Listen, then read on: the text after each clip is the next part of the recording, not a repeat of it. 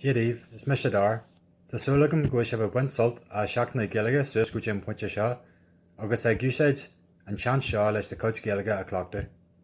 Hello, my name is Dar. Hope you are enjoying checking the Gaeilge up to this point and using it as a good chance to practice your Irish.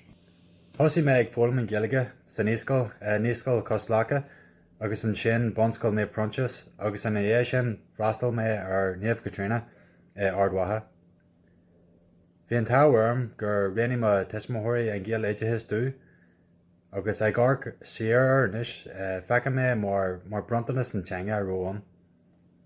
I started learning Irish at the Níoscail Coslacha and then St Francis Primary School, followed on by St Catherine's College in Armagh. I was lucky that my parents chose to put me through the Irish medium education, and looking back on it now, I see it as a real gift of the language that they had given me. Bhí me glúirte daoine go minic faoi an Gaeilge, agus níl aontas ar bíonn na méid daoine a ba bralo be abalda an Gaeilge a lúirt.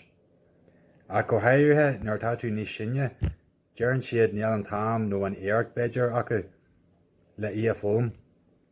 So be me cóile díomh inniu na úsáid an sean seo leis an Gaeilge a fólam agus buint sult as a gúsáid an Gaeilge. Le John cinse níl trua ar bí ort nuair tá tú níos sinne. I talk to people all the time about the Irish language, and it's no surprise the amount of people that say that they would love to be able to speak Irish. But especially now that they're older, they find it a bit difficult to find the time or the effort to learn it. So my advice to you all today would be to keep learning the Irish, keep enjoying using it, just to make sure that when you are older you don't have the same regrets.